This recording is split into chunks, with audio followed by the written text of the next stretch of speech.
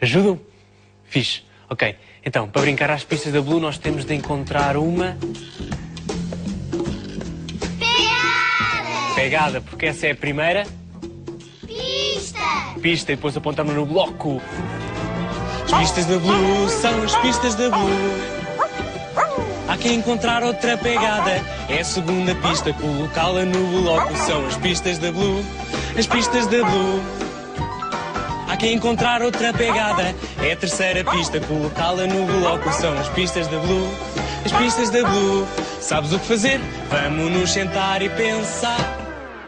Pensar. Pensar.